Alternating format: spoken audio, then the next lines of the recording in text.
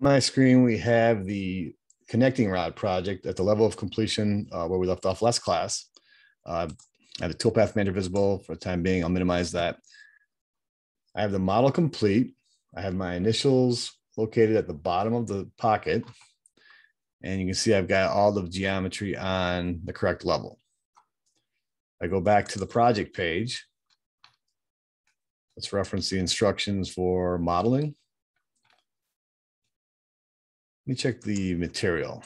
So the material is there. So we've completed steps 1 through 14 in the modeling section. We're now going to move on to the creating toolpaths connecting rod section. So I've got Mastercam opened and I'm on the project page. Step 1, make the toolpath manager visible and import a machine definition. So like we did with the previous projects, we'll make the toolpath manager visible, go to view. In the manager section, select toolpaths. Now, if it's already visible, it's highlighted blue inside the manager section. You can toggle back and forth between open managers with these tabs at the bottom of the managers. So toolpath manager. Currently don't have anything inside the toolpath manager. We want to bring in a machine definition. Go to machine. In the machine type section, expand mill. And I'm going to select default. And that brings in a machine group. And it should be labeled machine group -1. From here, I'll go back to the project page. So that completes step 1. Step 2, modify the settings in the machine definition, reference machine group properties found below. So if I scroll below, so here's an image of the 3 pages inside of the machine definition. Go back to Mastercam. Inside the toolpath manager, under machine group -1, you'll see properties. Expand the properties, select the plus sign. You'll see files, tool settings, and stock setup. Before I make any changes to the machine definition, I want you to go up to File, upper left corner of your Mastercam session. Select the File tab. It takes you to this page. Go all the way down to, actually, you know what? Stay here. Go to Project Manager. Brings up this dialog box, Project File Manager. The project file folder, this is the working folder. This is where the Mastercam file is currently saved to. I would also like the NC files and the NCI files saved to this location. So check these 2 items and then select OK. From here, I want to go back to Mastercam, select the back arrow. It brings us back into Mastercam. I'm going back into the toolpath manager. I'm going to select the files, not the files tab, but underneath the properties inside of the toolpath manager, select files. And that brings up this dialog box. I'll start with the group name. Let's call this Haas VF2.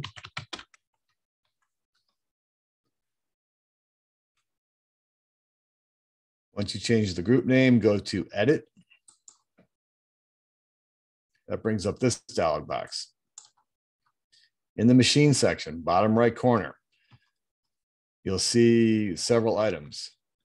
Locate the mill spindle group and then select the plus sign next to it. Expand it, then keep expanding it until you see tool spindle.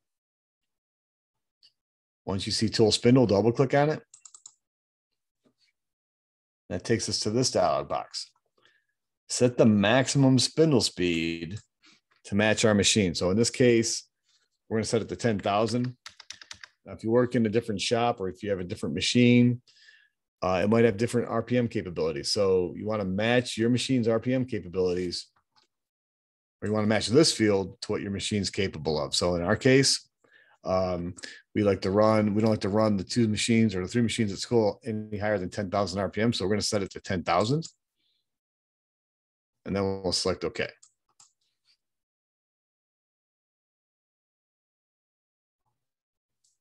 And that'll complete all of the changes that we need to make on this page. So I'll select the green check, okay. And that completes everything on this page. From here, select the Tool Settings tab.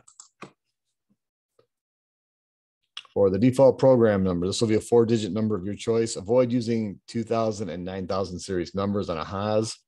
We'll call this 760 or 7060. Feed calculation. Let's set this to from material.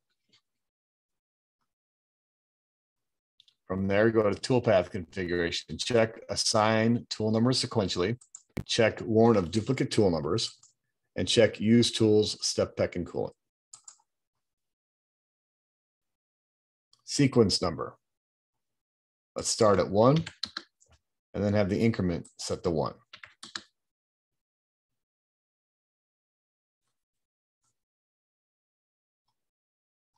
The last thing we'll do on this page is select and modify the material. The current material for this session is going to be aluminum inch 2024. If I look at the blueprint, let's see if it specifies what we're to make this out of.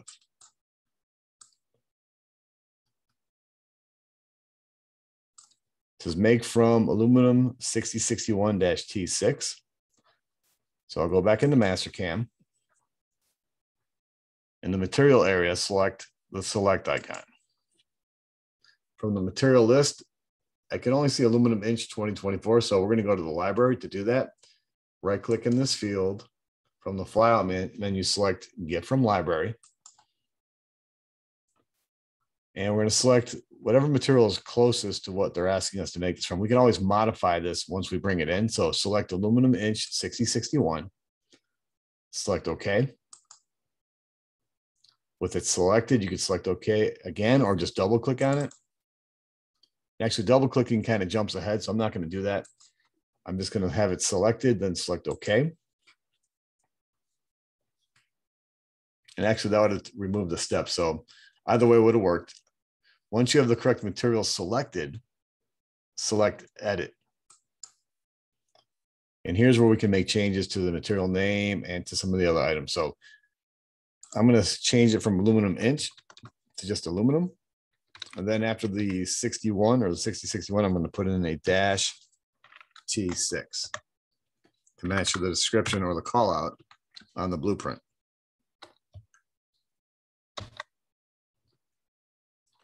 Base cutting speed, let's set this to 300. For the percentage of base for drilling operations, let's set this to 50. How I do this, I left click on it one time. I hit enter. And then when I can edit it, I type in 50 and hit enter again. And that'll be all the changes that we need to make on this page. From here, I'll select OK. That completes all the changes on this page. So go to stock setup. My stock plane is set to top. For the shape of the material, I created a solid model that accurately represents the material that we're going to machine this from. So what I like to do is I'd like to use that to define my stock inside of Verify. So I'll select solid/mesh. If I select this icon, it looks like a cursor. It allows me to go back into Mastercam and select the solid model. Now, I don't have it visible right now, so what I can do, while I'm in the middle of this command or middle of this tool, I can select the levels icon. I can make the material level visible. And I did all of this while I was still in, Mastercam was prompting me to select the solid. Once I make that solid visible, I'll carefully select the solid that represents my material. If I did it correctly, the dimensions that now populate these three fields should match the overall dimensions of the material. If I select display, solids, now yours is slightly different than mine. You have 2022. So I have display and then I select solid. I'll select OK. Now it's difficult to see because the material is overlaying the stock representation for Verify. So if I make the material invisible. Professor? Yes, sir. Real quick, it said display fit screen, wireframe, or shaded. We leave it on wireframe? I like shaded. I prefer shaded. Okay, shaded. Got it. Yeah, that's there's a lot of things that if you have options, I recommend trying when the time is right, try the different options and see what works best for you. I've changed over in the past. I used to work with that's at the wireframe, but I found that I prefer having it set to solid. And then once I verify that it's in the correct location, I'm just going to toggle off the visibility anyway. So once I verify that it's located and the correct shape, I'll just toggle display. To go back to level manager, I can make the material level visible, but I don't need to have this visible, so I'm going to turn it off.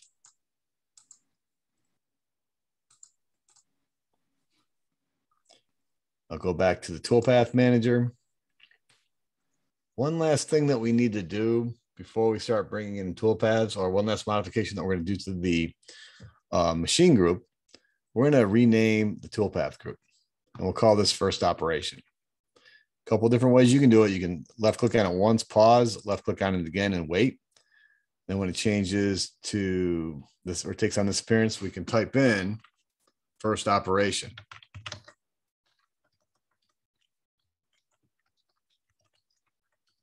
Another way to do it, right click on it from the flyout menu, go to groups, and then select rename and first operation. How's everyone doing up to this point? Yeah.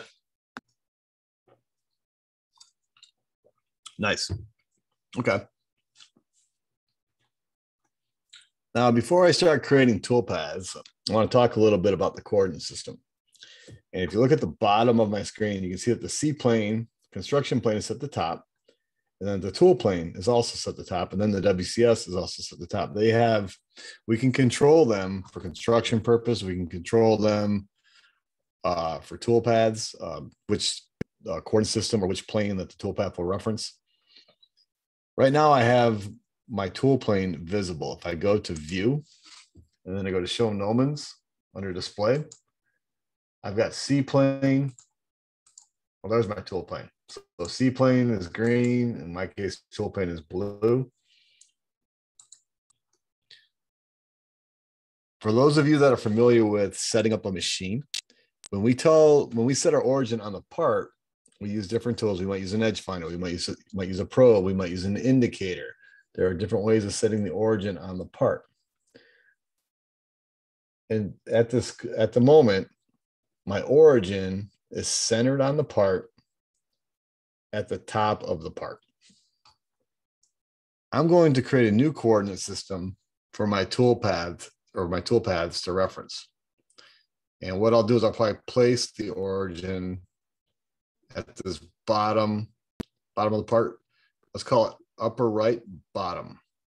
Does that make sense? So upper right corner of the part at the bottom. So X and Y will be here, Z will be down here, or X, Y, and Z will all be down at this point right here. And that'll be the coordinate system that we're going to use for all of our toolpaths. So let's do this. Let's go to view. Inside of the managers, let's select planes. So I brought up my plane manager. And then to create a new plane, you'll see that when you bring up the plane manager, you'll see all the default planes that come in, that are brought in with a basic or with a brand new session of Mastercam. I would now like to create a custom plane, something that I can control, something that I can, something that we create. To do that, you're going to select the green plus sign. I've got different options on how I go about creating this new coordinate system. I'm going to use from solid face. And once I select from solid face, I'm prompted to select a flat solid face. I want Z going up.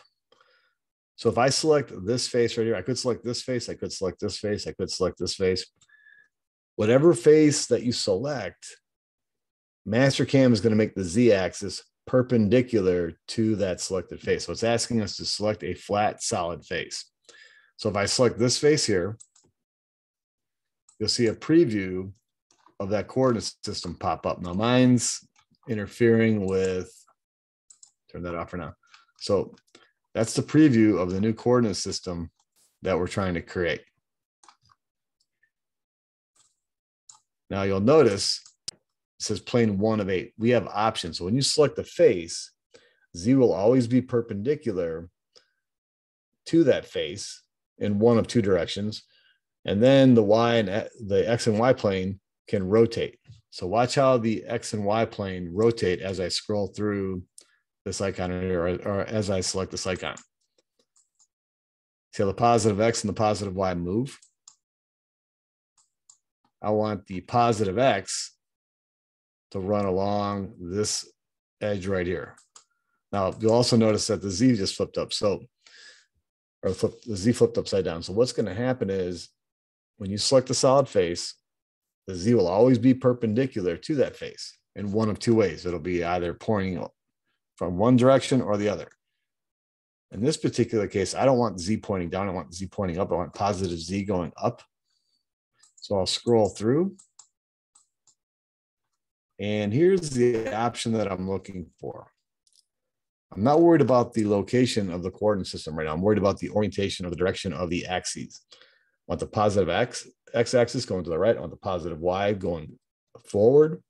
And I want the positive z going up. And that's what I have right now. From here, I'll select OK. And that brings up the properties for the new plane that we just created. Let's start by giving it a name. Let's call it first operation.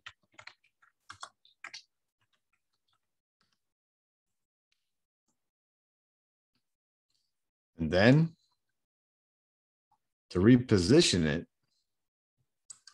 if you select the reselect icon and then position your cursor into the graphics area, you'll see that coordinate system where you'll see a coordinate system attached to your cursor. I'll let my cursor lock on to the upper right corner, bottom of the part. When you see it snap into position, left click. And then at the bottom where it says set as, I have WCS, T-plane, and C-plane all checked.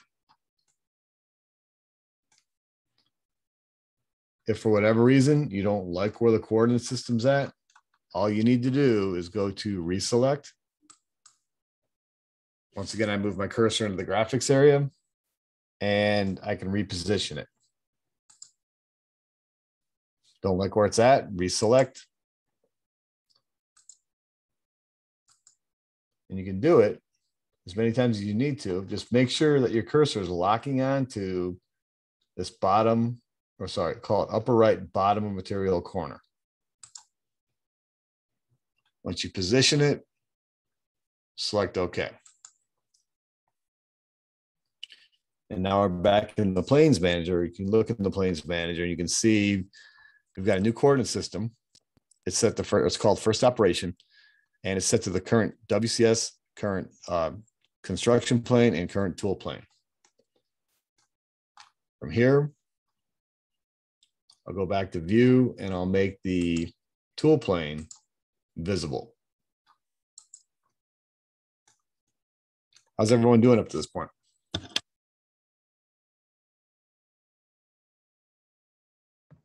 I had a question really quick. Sure, what's that? I followed along with, I guess it was the spring recorded lectures for this. And Okay. Noticed that wasn't one of the steps. Was it one that you're still able to put into it after you've put in the tool path? Yes, definitely. May I see your screen? Sorry, I still can't run the Zoom on the same computer as. Okay, so I'll show you how to do that. Once I get a couple of tool pads, I'll demonstrate how to change that. And Do you have existing tool pads? I have up to the spot drill tool. Okay. Yeah, so I'll show you how to fix that. And what I'll do is I'll just use my screen to demonstrate that on. Okay. Okay, thank you. Perfect. Okay.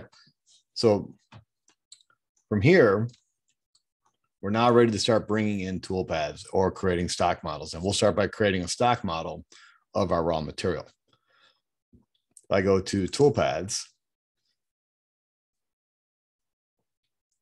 under the first operation, you can see the insertion arrow.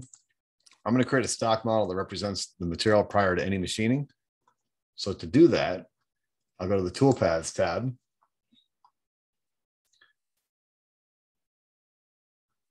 In the stock section, I'll select stock model. Brings up this dialog box. For the stock definition, let's give it a name. Let's call it raw material or raw stock.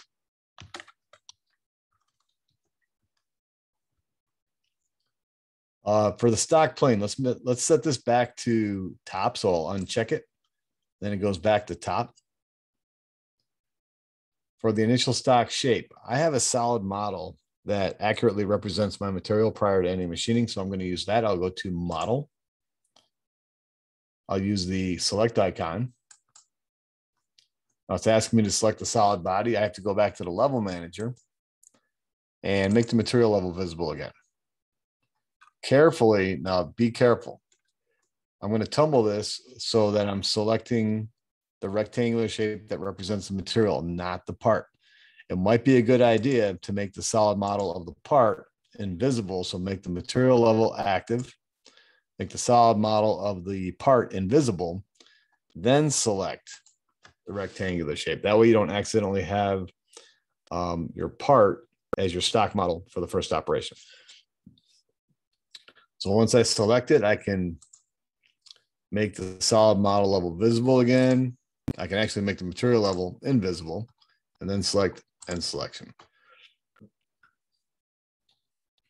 We don't need to provide the source operation yet. So for this particular stock model, all I did was give it a name and then select the solid that represents the material. From here, I'll select OK. And then the stock model appears on my screen. It's just a rectangular shape, matches the material. To toggle off the visibility of the stock model, I'll go to the toolpath manager. With it selected, I'll just toggle display. If you ever need to see it again, you can always just toggle the display back on. So once I verify that's correct, I'll toggle the display off. Make sure the insertion arrow is at the very end. It's behind the stock model. I'm now ready to start creating my first toolpath. How's everyone doing? Good. Good.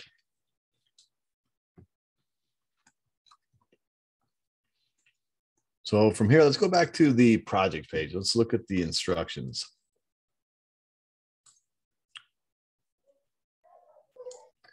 Okay, so step 2, modify the settings in the machine definition. We just did that, did a little bit more.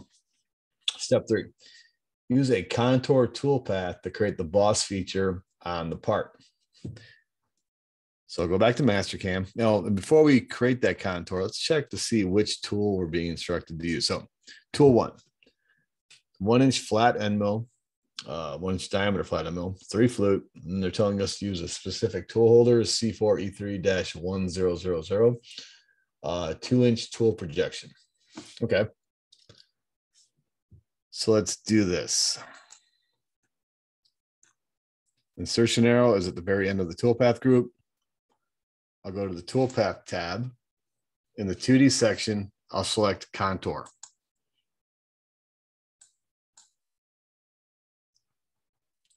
Now I've got my mode set to wireframe. C-plane is selection, or C-plane is selected, and then the selection method is chain. I'm going to select the top edge of the boss right about here. So as I scroll over it, as I position my cursor over it, you can see that wireframe geometry become highlighted. Now, if it's not letting you highlight it, or if it's not highlighting, what you can do is you can go in, you can turn off the solid model. or make it invisible. So in my case, I'm going to select right here. You see the entire edge becomes selected. It's taking that glowing yellow appearance. And you can see that I've got one green arrow. If you're seeing a green arrow and a red arrow, there's an indicator that, or that is an indicator that the chain has got a break in it. So once you see that the chain is complete, select OK. And that brings up the parameters for this contour toolpath. Let's go to Tool.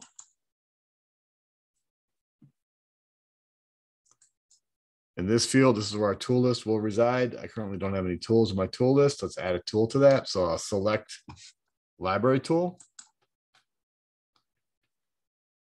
My tool filter is still active, so I'll select the filter icon.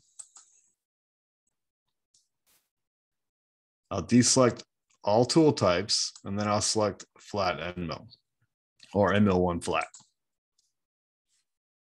I'm looking for a 1-inch diameter flat end mill, so I'll set the tool diameter to equal, and then I'll set the diameter value to 1, and then I'll hit enter.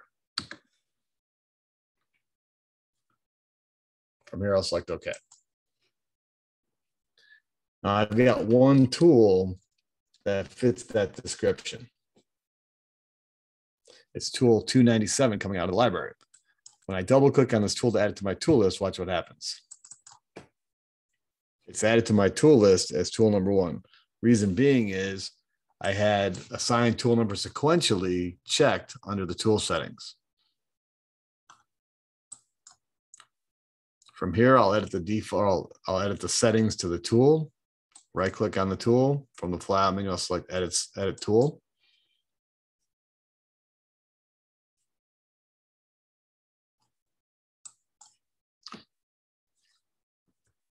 The geometry page for the tool.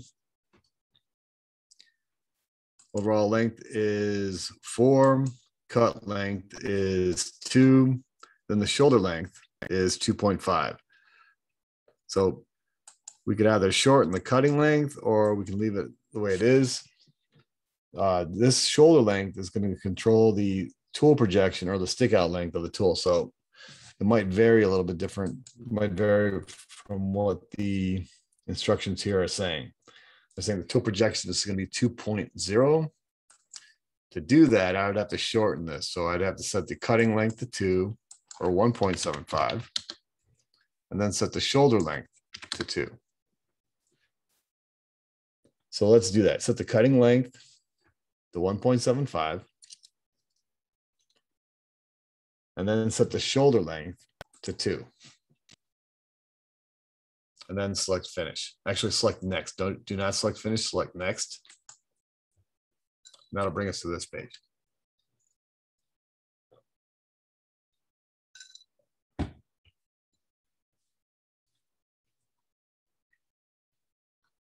On this page, we'll start by setting the number of flutes to 3. We can calculate the RPM. We'll select the calculator. It's going to calculate our RPM based off of the 300 SFM. We can also turn on the coolant, so select show more options. Select the coolant icon, and then set the flood coolant to on. Select OK. And another thing that we're going to do where it says finish XY step percentage, set this to 2. I'll explain what this is doing in about 6 or 7 steps when we get to the multi-pass segment or setting for this toolpath. So set the finish XY step percentage to 2. And then from here, you can select finish.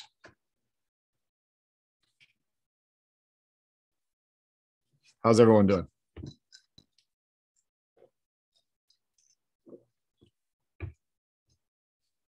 Can you guys hear me? Yeah, all good. Yep. Perfect. Thank you. All right. So that brings it, once we select OK or finish for editing the tool, That brings us back to this page. You can see that the RPM has already been calculated. It's based off of this 300 SFM. For the feed rate, I want to set the FPT, the feed per tooth, equal to 1% of the tool diameter. That'll be the standard that we use for cutting aluminum in this class with end mills. So FPT is equal to 1% of the tool diameter. And how I do that, if I come up here, I can see the decimal equivalent of the tool. So in the FPT field, I'll type in 1 times 2%, 0.02. I hit enter. Actually, that was supposed to be 1%, my bad. So 1 times 0.01. It sets my FPT to 0.01. And that's for a 1-inch flat end mill. As the tool diameters change, so will the FPT. So my full feed rate is calculated at 34.38. Let's set the plunge rate to half the feed rate. So what I'll do, I'll just type in the full feed rate into this field. So 34.38, divide that by 2. I'll hit enter. So now the plunge rate, the movement in Z, is half the feed rate of our movement in the XY plane. So that's what that boils down to. The plunge rate is a movement in Z. Feed rate is going to be when we're moving along the XY plane, not in the Z axis.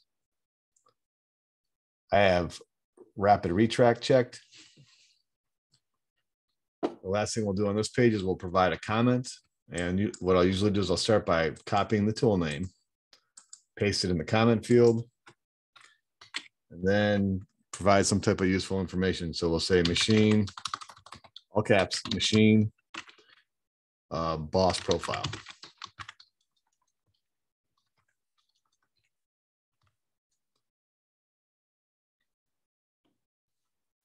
That'll complete everything on this page. From here, go to the holder. Now, when we first open up the holder page, we have quite a few tool holders to choose from. I like to go directly to the Cat 40-inch tool holder library. So I'll go to Open Library. I'm looking for the CT 40-inch. I'll select Open. We were instructed to use a specific tool holder, so I'll go back to the tool list. And for tool 1, saying the tool holder is a C4 E3-1000 2.0 inch tool projection. So, or 2-inch tool, or 2-inch tool projection. So, looking for a C4 E3 -1000. And the way these numbers are assigned, if you look at the value after the dash, that's how you identify the diameter of the bore. These are called solid tool holders or Weldon type tool holders. They have a precise bore that matches the OD of the shank on the cutting tool. So in this particular case, it's a C4 E3-1000. So this is for a 1-inch bore. This has a 1-inch bore in it. This one has a 3/4 inch. This is a 1/2 inch. Then as you go down the list, you can see that they vary in size. So looking for the C4 E3-1000. And then set the tool projection to 2 inches, like we were instructed on, or instructed on the tool list. And that'll complete all of the changes that we need to make on this page. How's everyone doing up to this point? Good.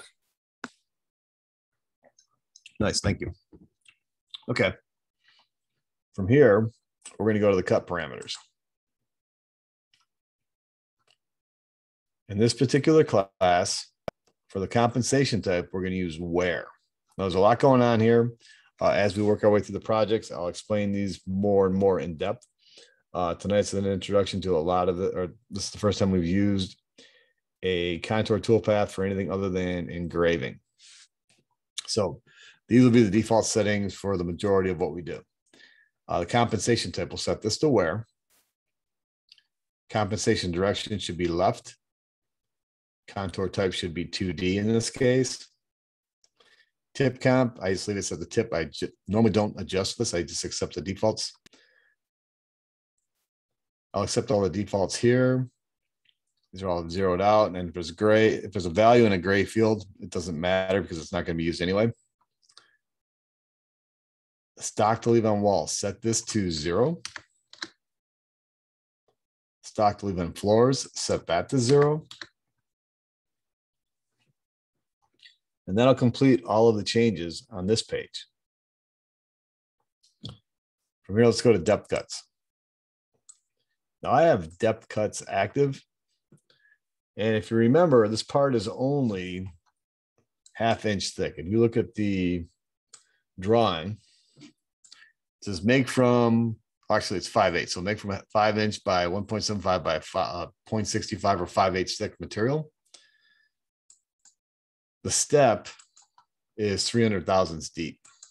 It's less than half the diameter of the tool. So even though it says max rough step is 0.5, it's going to do it in one depth of cut. It's not going to have multi-passes. I'm sorry, it's not going to have multiple depths of cut. So from here, I'll select keep tool down. Depth cut order, I've got it by contour. I believe that's the default. Depth cut direction, I've got step down. Now, once again, these are all default settings. I've only changed the things that are absolutely necessary. So match your settings to what I have on my screen. And then from here, we're going to go to lead in out. Now, this is the first time that a lot of you have used the lead in and lead out. You're seeing probably seeing the default values. So the length is set to 100, and then the arc. So the length is probably set to 100. The arc is probably set to 100. Those are excessive. So what I want you guys to do is I want you to set the length to 25, and then set the radius of the arc to 25. These are percentages of the tool diameter. And then you'll notice that the exit, so you have the entry, and then you have the exit. The exit is probably set to what you just changed. To carry these values over to the exit, all you have to do is select this icon right here. And it will carry these values to this field. So let me do this again. 100, 100. If I carry it over, these become 100. These are default things. What I want you to do is change this to 25, 25, and then carry it over to the other side. Select this icon. The next thing that I want you to do to save these values as the default settings the next time, or for the next time that you use this contour toolpath of lead in and lead out, select this icon right here. It says save parameters to the defaults file. So if you find yourself making the same changes over and over and over again, what you can do is change it once and then set it as the default with this icon. You'll notice that this is available on every page. So lead in, out, I set my values that I want to use, and then I'll select this icon right here, save parameters to defaults file. It's letting me know that the library updated successfully. Once you see that, select OK. And now the next time you use a contour toolpath, the lead-in values and the exit values will already be set to these values. From here, we're going to skip over breakthrough. We do not want to use it in this particular case, but we do want to use multi-passes. So select multi-passes. Mine's turned off. With it selected, you can come over here and check or select the checkbox next to multi-passes. I've got one rough pass. Its spacing is set to 0.5. And then for the finish pass, set the number to 1. And then the spacing, see how I set the 0.02? Mastercam is going to do one pass. It's going to be a heavy cut, but it's going to intentionally leave this 0.02 of material on the wall of the part, or on the wall of the boss.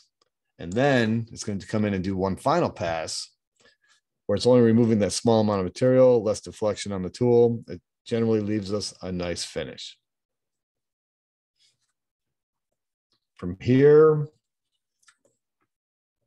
I could check keep tool down. That might save me some time. And I'll leave these other ones unchecked. Once you set these values, jump down to the linking parameters.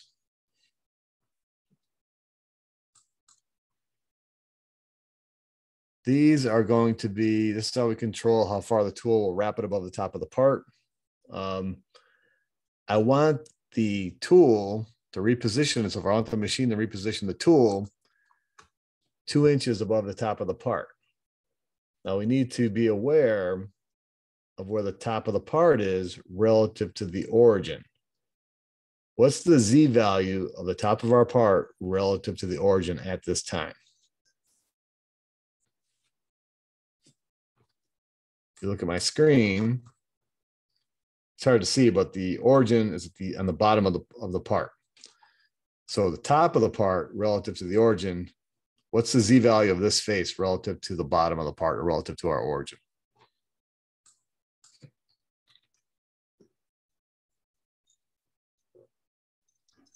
.625. 0.625, that's correct. It's the thickness of the part.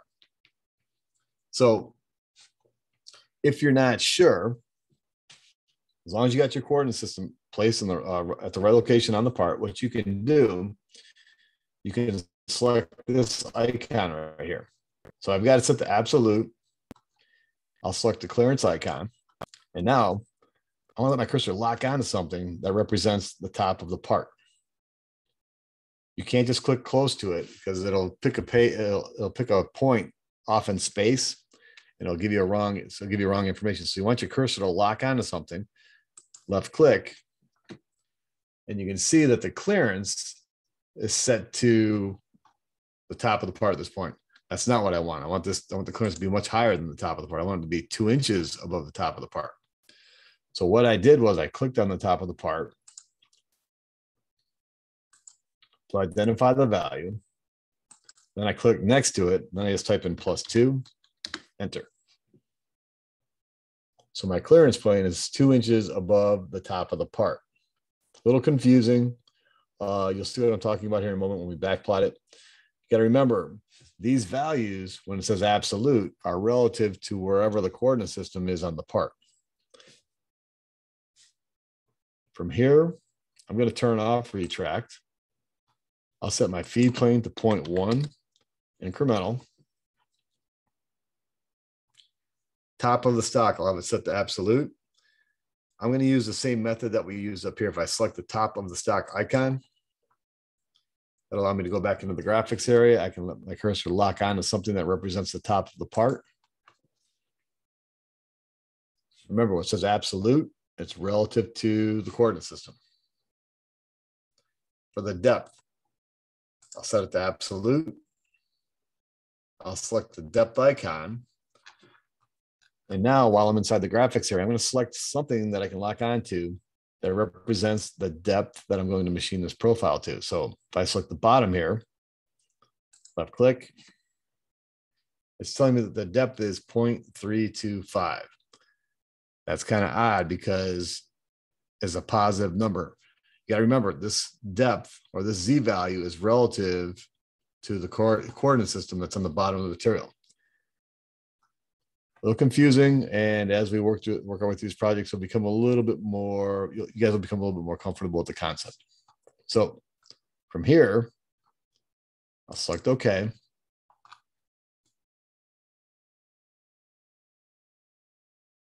I'm seeing a preview of the toolpath. You can see where it leads in, works its way around the part the first time, leads away, repositions itself, then it goes in for the finish pass. So I'm going to run this in backplot so we have a better idea of what's going on. Once again, the yellow lines represent rapid moves. The blue lines represent feed moves. So I've got the contour toolpath selected. I'll select the backplot icon.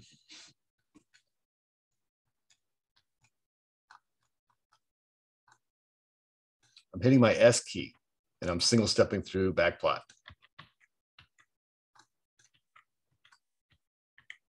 So it does its first depth of cut and it intentionally leaves 0.02 of material on this wall.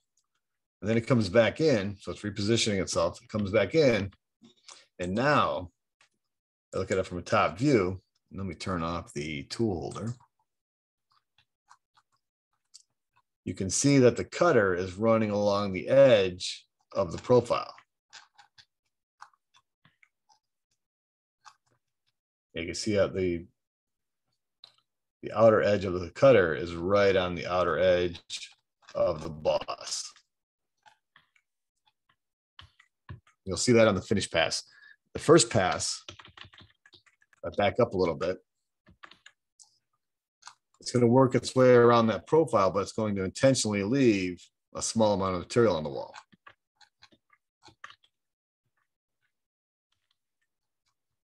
Okay.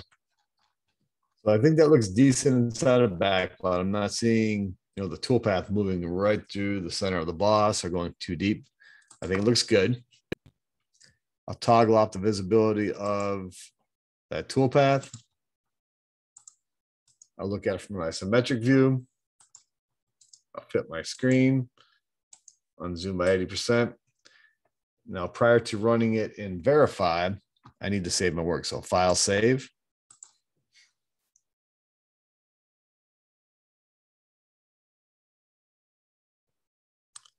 To run this in Verify, I'll select the entire first operation toolpath group. Even though there's a check next to the stock model, it will not appear inside of Verify. So from here, select the Verify icon.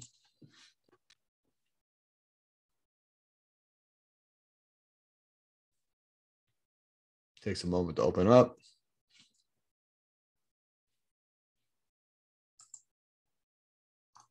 Inside of Verify, I want to make sure that I take advantage of the stop condition collision. If it crashes, it'll give us an indicator or give us a warning that we have a collision. From here,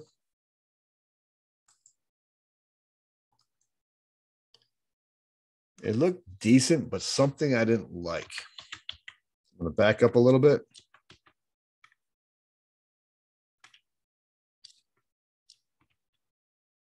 I think we're okay. Yeah, we're far enough away from the part, so we're good. I thought it was descending on top of the part. I think we're good. Let's do this. Turn off the holder. Look at it from a top view. Backing up a little bit. Yeah, so we're well off the part when we make our initial descent. All right, so I'll run it up. And that's what our part is going to look like after we machine our first operation, our first contour. I don't have any collisions. Everything appears to be correct. What I'll do is I'll zoom in and I'll compare the machine model to the wireframe representation of the part. And if I see that something doesn't quite match or those things don't line up, I'll go in and I'll investigate what might be causing those types of things. So this looks good. So from here, I'll exit Verify.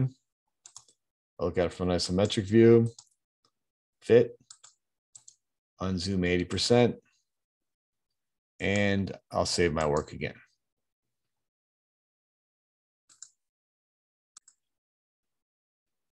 So now that we've created the elevated boss on the top of this part, we use the contour toolpath to do that. We need to create a stock model that reflects what that contour toolpath has done. So I've got my insertion arrow at the very end of my toolpath group. I'll go to the toolpath tab. In the stock section, I'll select stock model.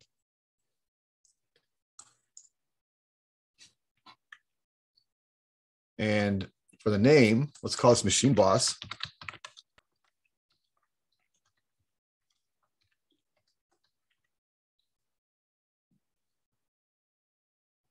For the initial stock shape, I'm going to use the stock model that represented the material. So I'll select stock model.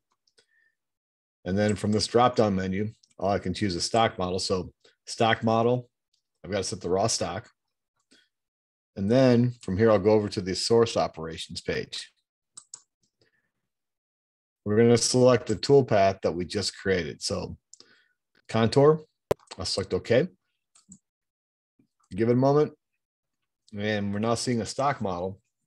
You can see how it's filling in the areas of the solid model of the part that haven't been machined yet. So we have a stock model on the screen that shows what that last toolpath has done. And I'll inspect it like I would the machined model inside of Verify. I just want to make sure that the stock model matches up to the wireframe representation of the part. Everything appears to be correct.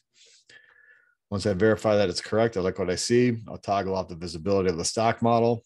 I'll select the toggle display.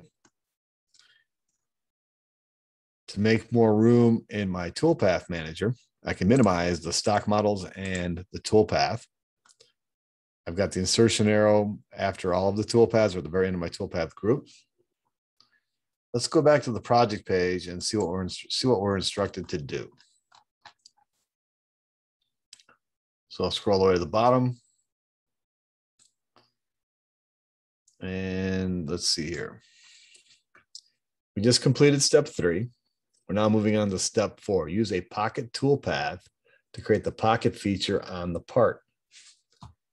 So the pocket feature, that's going to be this right here.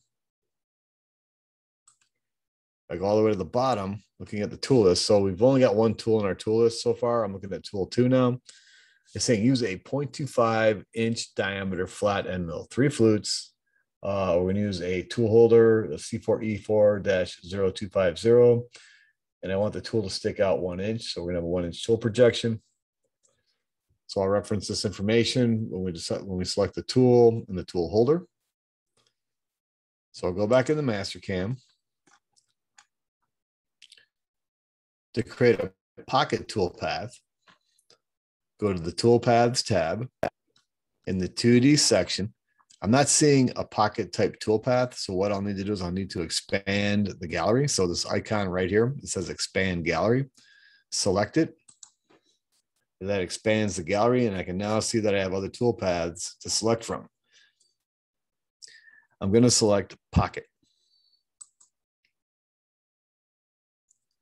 Brings up the wireframe chaining dialog box.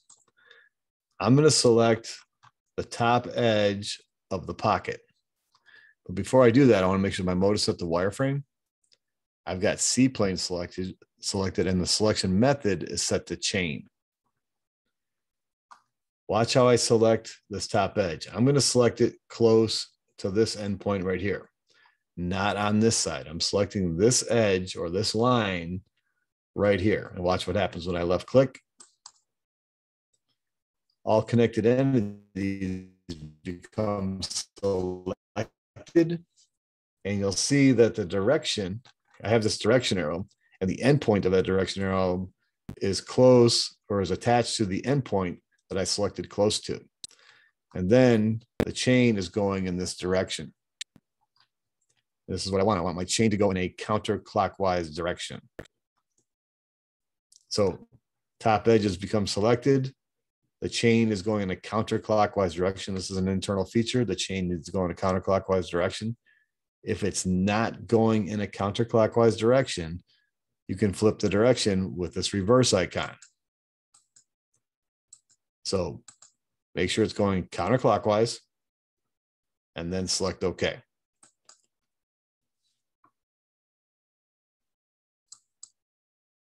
That brings up the parameters for the pocketing toolpath. Go to tool. I'm looking at my tool list. I only have that 1-inch flat end mill in my tool list at this time. We're going to add a 1/4-inch flat end mill to our tool list. To do that, I'll select the select library tool. My filter is still active. So right now it's only showing me the 3/8 flat end mill. So I'll select the filter icon. I like to deselect all tool types. So I'll select none. And then I'll select the type of tool that I'm looking for, end mill 1 flat. It's called flat end mills.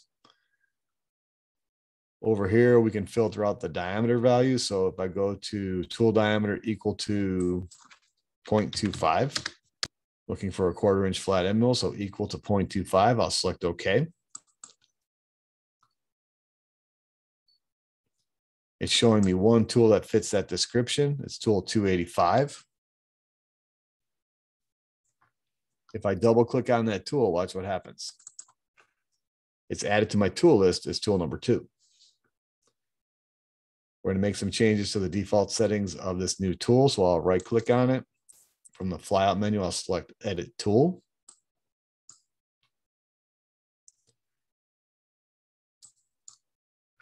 On this page, we can change the geometry values. What we need to make sure is we need to make sure that the length of cut is greater than the depth of the pocket. So the cutting length is 0.5. The depth of this pocket, if I check back to the drawing, the depth of the pocket is 0.125. So we have plenty of, our LLC is good enough. So the length of our cut is greater than the depth of the pocket. So we're at 0.5, we're good. From here, I'll select Next. I'm going to set the number of flutes to 3. To calculate the RPM, I'll select the calculator. It's calculating our RPM at 4,584. It's based off of the 300 SFM that we chose earlier. To turn on the coolant, I'll select Show More Options. I'll select the coolant icon, and then I'll set the flood coolant to on. Once you do that, select OK. And the last thing we'll do here is we'll set the finish XY step percentage 2%.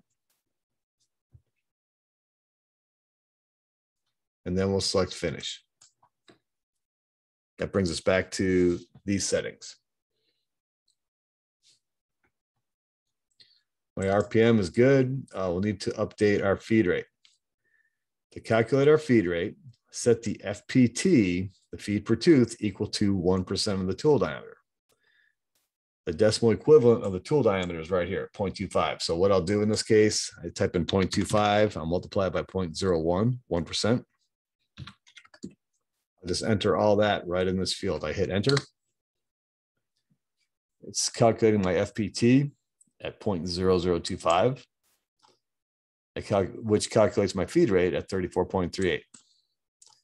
I want to set my plunge rate to half the calculated feed rate. So what I'll do, I'll enter 34.38, or I'll enter the feed rate in this field, divide that by 2. So now my plunge rate, any cuts that or any movement that I do in Z where I'm cutting will be set to half of the calculated feed rate. I've got rapid retract selected. And then in the comment field, I'll start by borrowing the tool name, paste it down in the comment field, and then provide some type of useful information, machine pocket.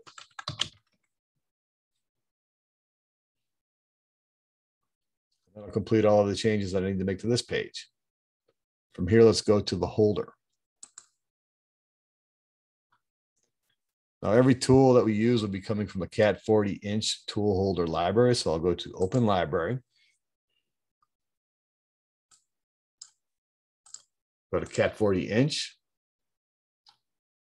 I'll open it up. And what we're looking for, if I go back to the tool list, go all the way to the bottom. C4E4-0250, and the tool projection will be 1 inch. So E4, C4, E4.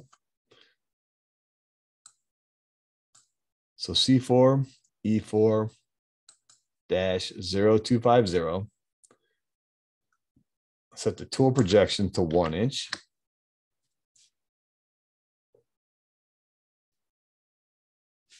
That'll complete the changes on this page. So C4, E4-0250, tool projection is 1.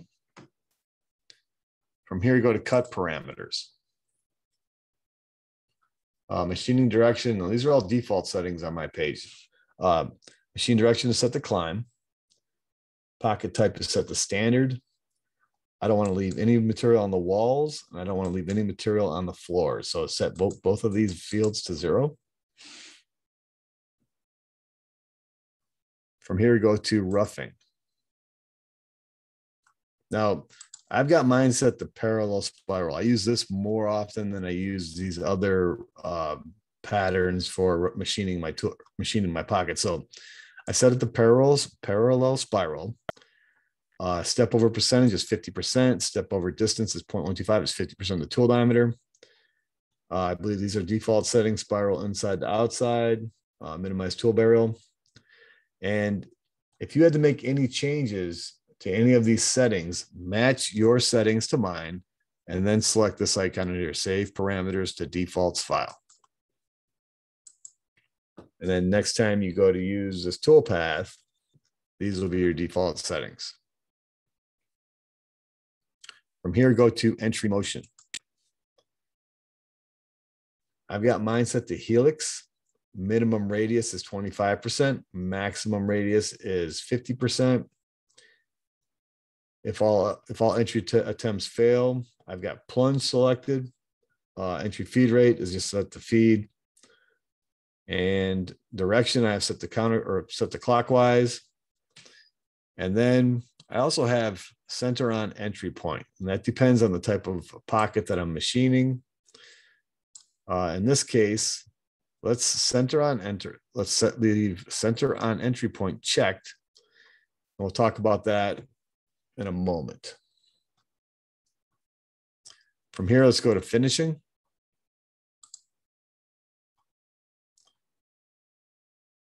I've got finishing activated, so I have it checked. I have this number of finish passes set to 1. Spacing, this is based off of that 2% of the tool diameter that we set over here. So when I go over here, don't go here. And I'm not going to do it because it's going to change all this. But when we edit the tool and we set the percentage of the XY step over, that's what's controlling this value right here. This is 2% of the tool diameter.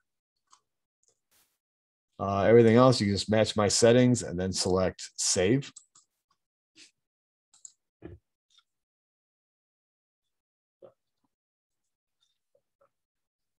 From here, go to lead in, out.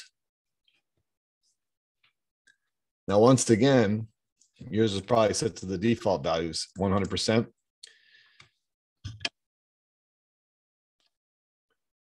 Now, you might have saved your lead-in values as a default, but that was for a contour style toolpath. This is a pocket style toolpath or a pocket type toolpath. So you're gonna have to do this again. So set these to 25%, carry them over to this area, and then save them as your defaults.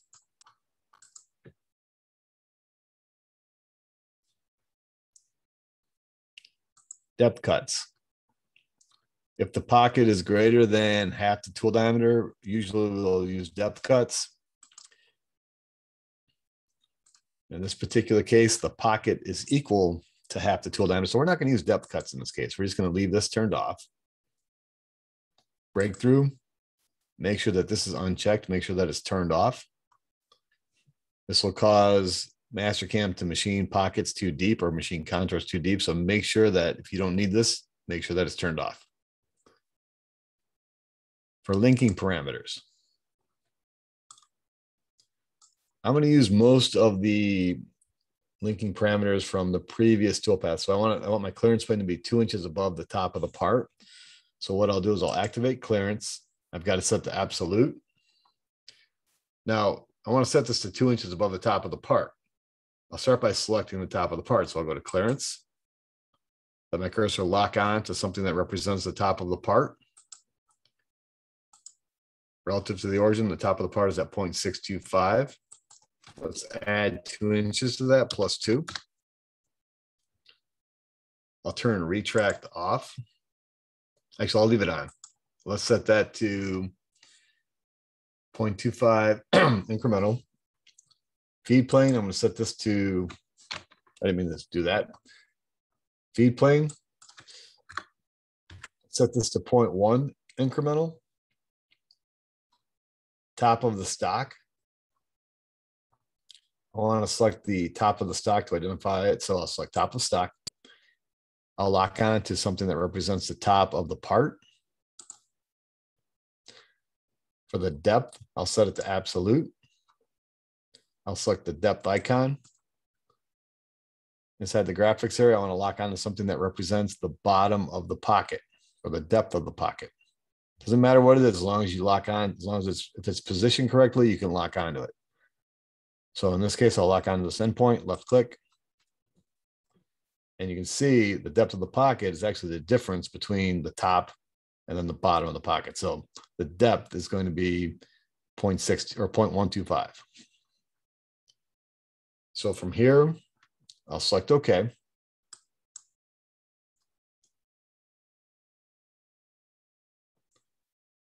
I'm looking at the toolpath, and you see this spiral looking thing. And what that is, that's called a helical entry. You know, they work really well. It allows the cutter to move to the depth of cut a little bit quicker, and it's a little bit easier on the tool. But what I would like to do is I'd like to center this helical entry at the center of the pocket. Right now, if I run in backplot, watch what happens. So it kind of randomly placed the entry, then it pushes to the center, and then it goes into that spiral motion. I would prefer that it do the spiral motion closer to the center of the pocket.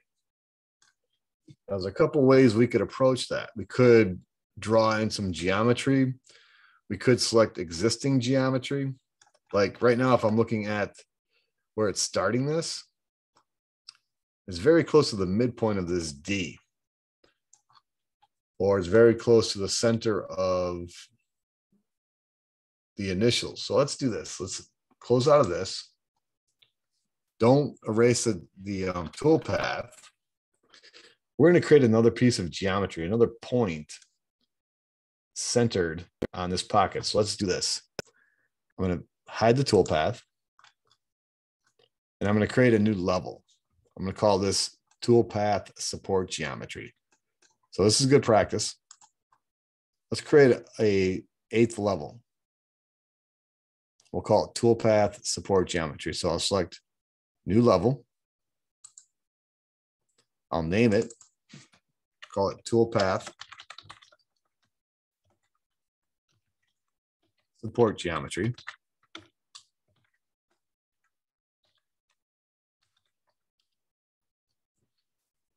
And what we're going to do is we're going to draw a line from the 3 o'clock quadrant of this arc to the 9 o'clock quadrant of this arc. And then we can pick the midpoint of that line to tell Mastercam where to enter, where to center that helical entry around. So this is what I'm going to do. I'm going to actually go to the wireframe tab. The toolpath support geometry level is active.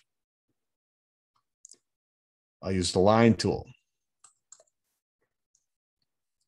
I'm going to draw this from the 3 o'clock or the midpoint of this arc to the midpoint of this arc. Then I'll select OK. So I've got this line drawn in. I want to use the midpoint of that line to control the position of the helical entry. Now watch how I do this. So first off, does everyone have the line drawn in? Okay. So from here, I'll go back to the toolpaths. Expand the pocketing toolpath that we just created.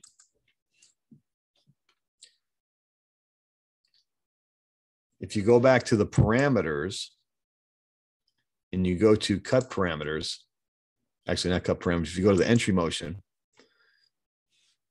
I had checked center on entry point.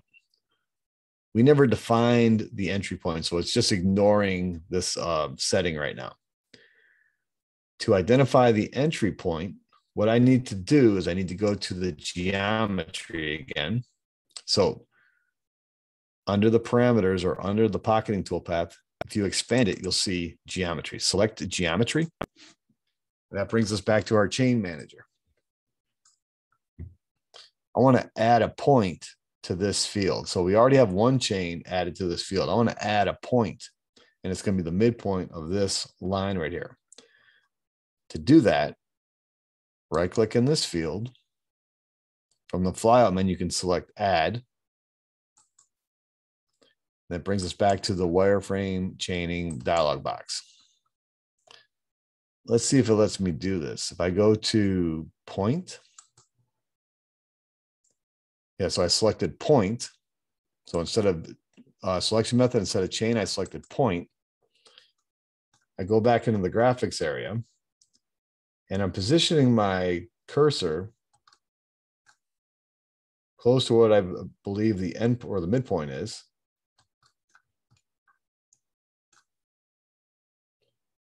There we go, right there. Locks onto the midpoint of that line, left click, and it actually creates a point or places a point at that midpoint. From here, I'll select OK. You can now see I have a chain point 2 added to my chain manager. I've got the chain that's defining the profile of the pocket. I have the point that's going to tell Mastercam where to position that helical entry. From here, I'll select OK. You can see I've got a red X next to the pocketing toolpath. I'll select regenerate all dirty operations. And now let's see what this toolpath looks like when I run it in backplot. I go back to backplot. You can see the helical entry, which was over here when we first started, or when we first created it, is now centered around that point that we selected. So if I run it in backplot now, let's see what it looks like. So it does its helical entry, it gets to its depth of cut, and then it goes into that spiral motion where it machines away all the material inside of the pocket. Now it's doing the finish pass.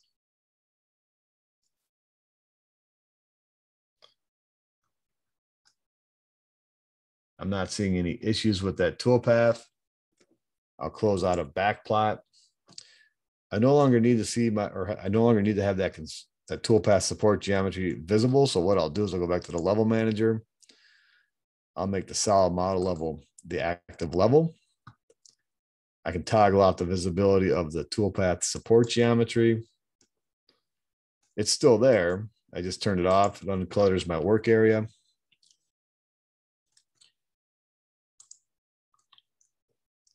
I'll go back to the toolpath manager. I'll select the entire first operation toolpath group. I'll save my work. And then I'll run it and verify.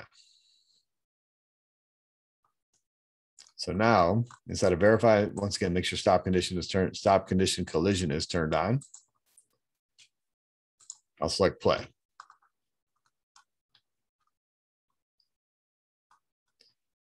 We've machined the elevated boss, and now we've machined the pocket.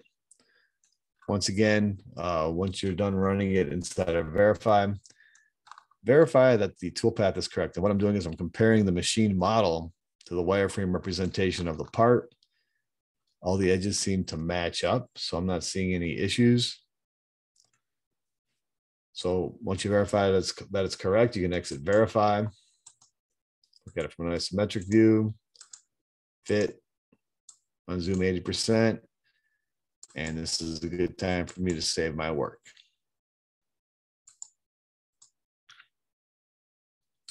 So now that we've machined the pocket, we need to create a stock model that reflects everything that the toolpaths have done up to this point.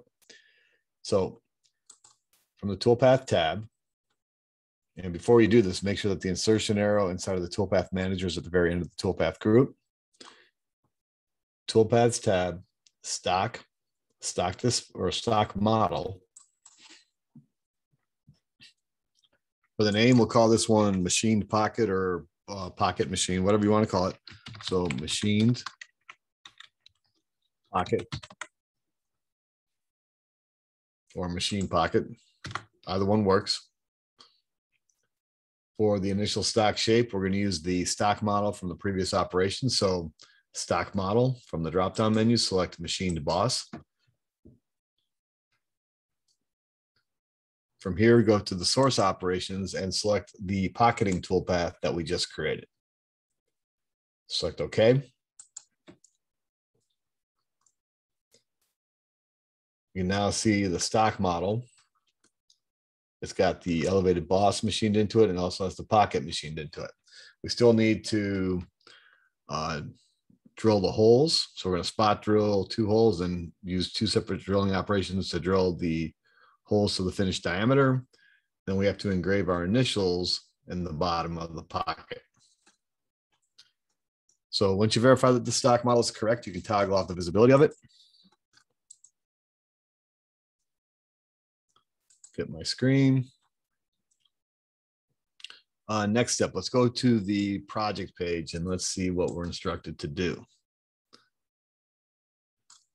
All right, so we just completed step 4. We're moving on to step 5. Use the drill toolpath to create a 0.25 diameter, or sorry, use the drill toolpath to create 0.25 diameter pilots for both holes on the part. All right. If I look at the tool list, tool 3 is a 1/2-inch diameter spot drill, 90-degree drill point angle. We're instructed to use a C4C3-0032 tool holder, and the tool will be sticking out 1.5 inches. So this is a Cat 40 ER32 tool holder. We're going to create 2 pilot holes. The diameter of the pilot hole will be 0.25. So I'll go to toolpaths. In the 2D section, select drill. That brings up the toolpath hole definition dialog box. And we're instructed to select the circles or the points that we want to identify or help us identify the location of the holes being drilled. Now, in this case, I've got 2 separate holes, or 2 separate circles. I'm going to select both of them. And as I select them, you want to make sure that the point appears at the center of the hole. And in this case, they do. Even though they have different diameters, we're only creating a pilot to help guide the drill of the correct diameter, as we drill these holes. So using one toolpath, drilling 2 separate pilots. I'm not concerned about the finished diameter of the pilots because all that material is going to get removed anyway. So once you select the 2 items that are being drilled, select OK.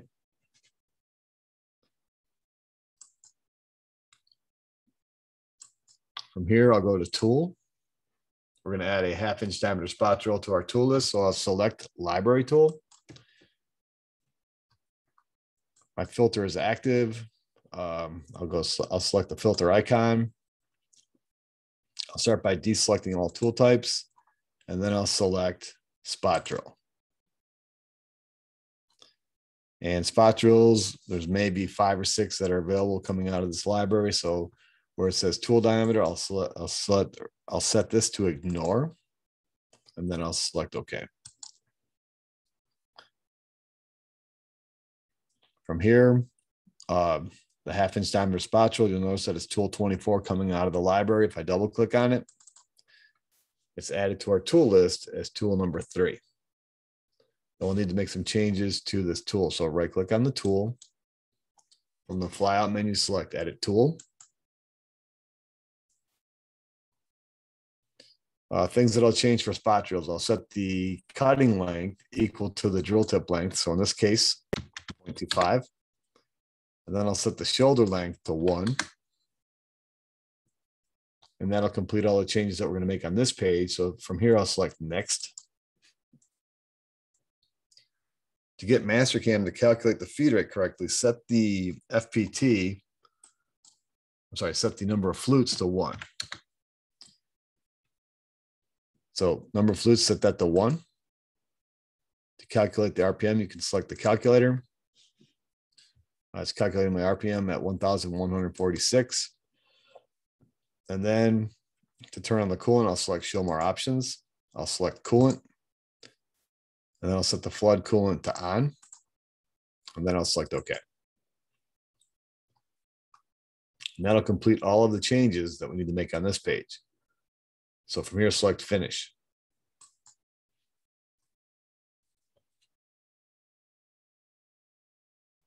On this page, you can already see that the RPM has been updated. So 1,146. For the feed rate, we need to provide the FPT, but with drills, you need to think of the FPT as FPR, feed per revolution. And for aluminum in this class, we're going to set our FPR equal to 2% of the tool diameter. So what I'll do, I'll take the tool diameter decimal equivalent from this field, 0.5, and then I'll multiply it by 0.02, 2%. So times 0.02, hit enter. And you can see it's updated our feed rate. So we're going to feed at 11.46 inches per minute as we're cutting. From here, provide a comment. Now this comment's carried over from a previous project, so I'll just go through it as if we're not there. So I'm copying this information, pasting it, and then provide some type of useful comment. So I'll say drill, all caps, drill, all pilot holes.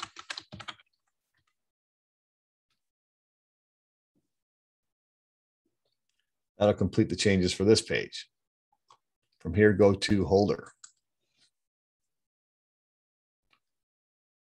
Once again, all the tool holders that we're going to use are Cat 40. So I'll go to the Cat 40 inch tool holder library. So I'll select open library. I've got Cat 40 inch, I'll open it up. And we use a C4 C3-0032. And then set the tool projection to 1.5 inches.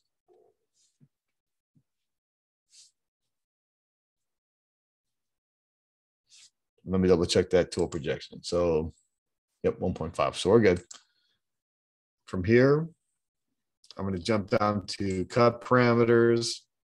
The cycle should be drill / counter bore. The dwell value should be set to 0. This will create a G81 drilling cycle inside of our NC file. From here, go to linking parameters. I want to set the clearance to 2 inches above the top of the part. So what I'll do is I'll set it to absolute.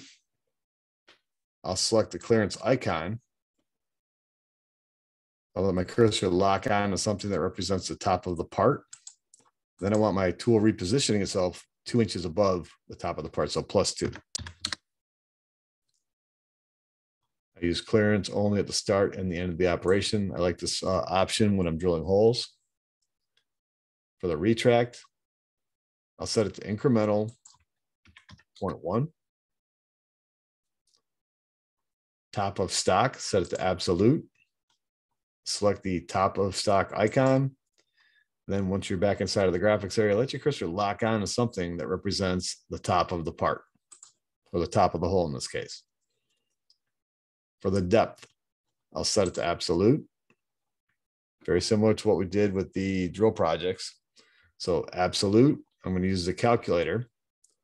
We're instructed to create a pilot 0.25 in diameter. So tool 3, 1/2 inch diameter spot drill. That's the tool list. But if you come up to the instructions, use the drill tool path to create a 0.25 diameter pilot for both holes on the part. So here, set this to absolute, select the calculator. Select overwrite depth. And then for the finish diameter, set this to 0.25. Hit enter. Select the green check, OK. The last thing we want to do, make sure that tip comp is turned off. If you have this turned on, it will drill deeper than you expect it to. So tip comp is turned off. Select OK.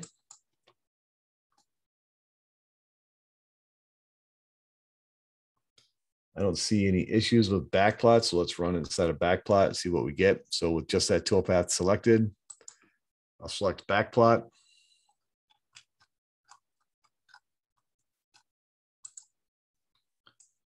I'm gonna speed it up a little bit.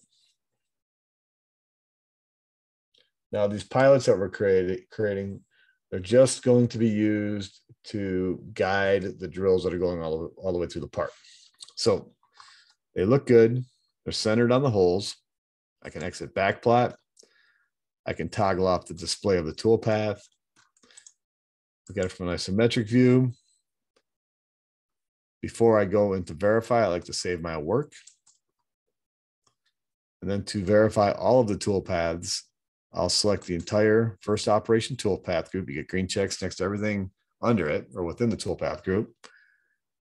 I'll select the verify icon.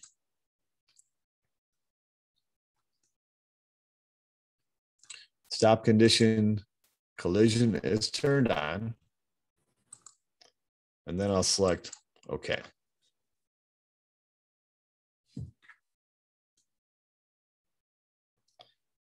All right, so we've got our pilots centered on the holes. We'll exit verify. I need to create a stock model that reflects what the spot drill operation just did. So insertion arrow at the very end, go to the toolpath tab in the stock section, select stock model. Call this drill pilot holes.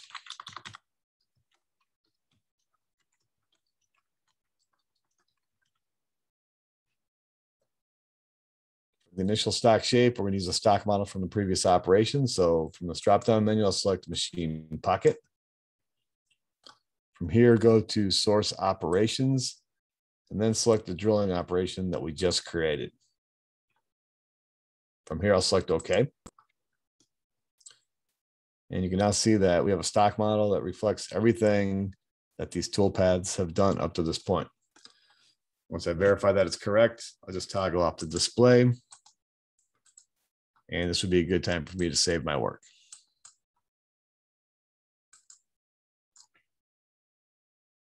So now that I've drilled the pilots and created the stock model for the pilot holes, I'm going to go back to the project page. And we just completed step 5. We're moving on to step 6. Use the drill toolpath to create the 0.375 diameter hole in the part. Okay. Let's see what tool they're instructing us to use. So tool 4 is going to be a 3/8 diameter drill. Here's the decimal equivalent, 0.375. It's 118-degree drill point angle. And then we're using the same type tool holder as before, as the previous tool path. And they're just changing the tool projection to 2 inches. All right. So let's do this. Insertion arrow at the very end of our toolpath group. Go to the toolpaths tab. In the 2D section, select drill. This time, I'm going to select just this circle right here, the 3/8 diameter circle. So if I select it, you'll see a point appear at the center. If it doesn't, what you need to do is you need to come over here. Let me clear this out. I can delete it. Let's say for whatever reason you accidentally grabbed something other than the center of that hole. You just come over here, right click, delete, and then redo it. Points in the center. And actually, I don't like how I grabbed that one, so delete it. All right, so this time it's selected the 0.375 diameter circle. From here, I'll select OK. It brings up the parameters for our drilling tool path. I'll go to Tool. I need to add that 3/8 diameter drill to our tool list. So I'll select Library Tool. My filter is active from the previous toolpath, so I'll select the filter icon. I'll start by deselecting all tool types, and then I'll select drill. Now, instead of looking through a long list of drills, I'll use the diameter filter. So I'll set the diameter filter to equal 0.375, and then I'll select OK. There's one tool that fits that description. I'll double click on it. It's added to my tool list as tool number 4.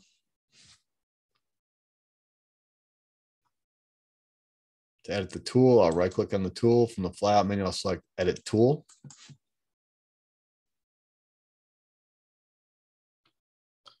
And on this page, cutting length is 2.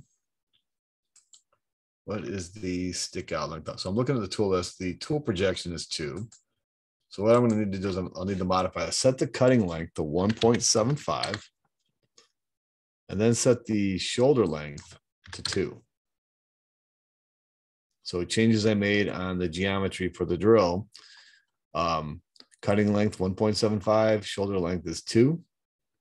From here, I'll select next.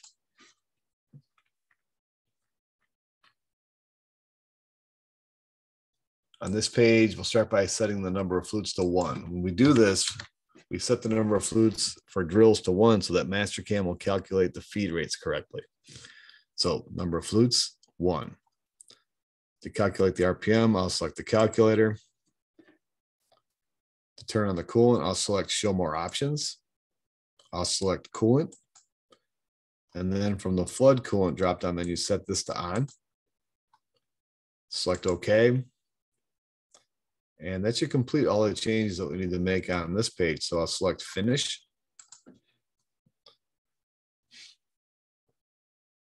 On the page for the tool, you can see that the RPM, it's already good.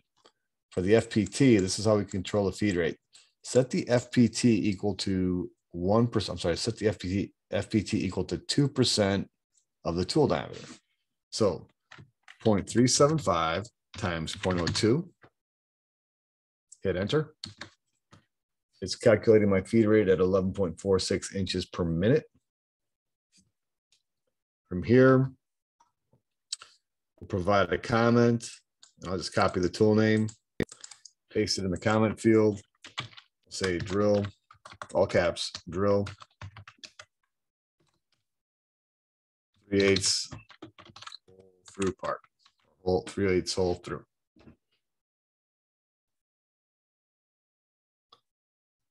That'll complete all of the changes on this page. From here, go to the holder.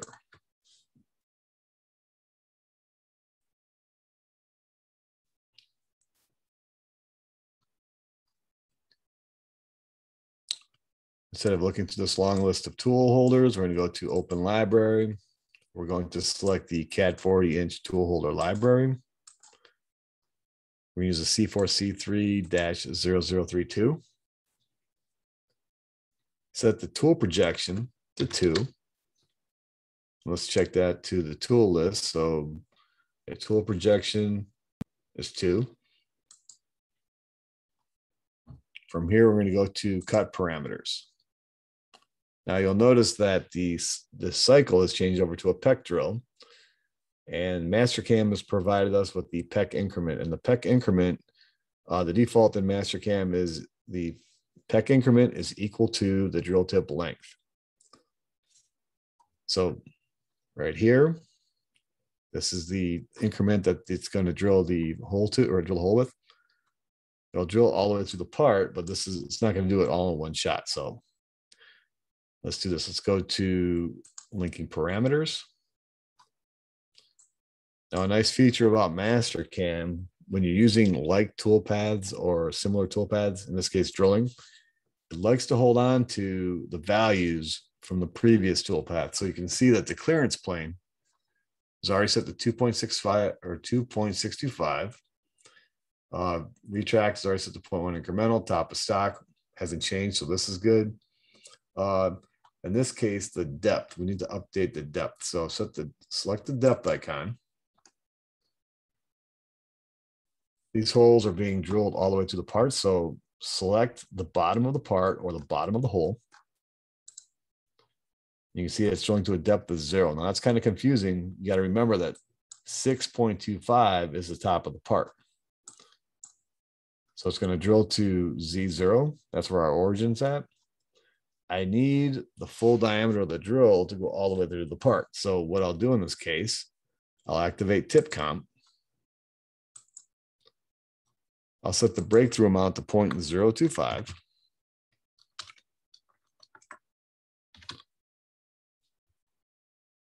And you can see that the drill tip length, Mastercam is calculating that based off of the DPA, the drill tip angle or drill point angle of 118 degrees.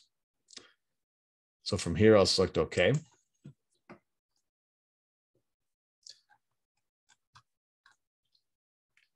The toolpath is going to the center of the hole. That's what I wanted to see. With just that toolpath selected, I can run backplot.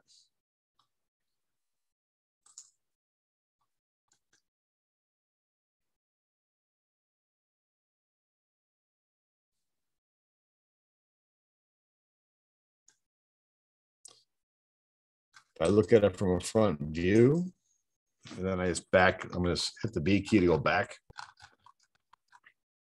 I'm zooming in. I want to make sure that the full diameter of the tool goes all the way through the part. And I can see that it does. So from here, I can just let it run out. I can exit backplot. I can toggle off the display of the tool. Got it from an isometric view. Before I run it and verify, I want to make sure that I save my work. I'll select the entire first operation toolpath group, and then I'll select verify.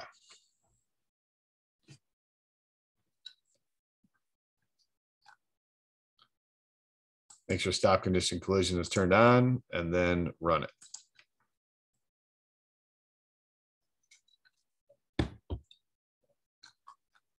I'm inspecting the model. You can see that the hole goes all the way through, or the full diameter of the drill goes all the way through, I should say. Once you verify that the machine model is correct, you can exit verify. The next thing I'll do is create the stock model that reflects everything that's been machined up to this point. Go to the toolpath tab. In the stock section, I'll select stock model. For the name, we can say 3/8 drilled hole.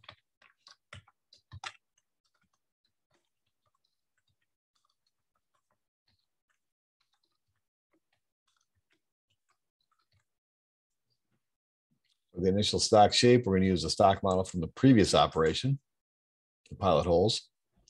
And then for the source operation, let's select the the drilling operation that we just created. From here, I'll select OK.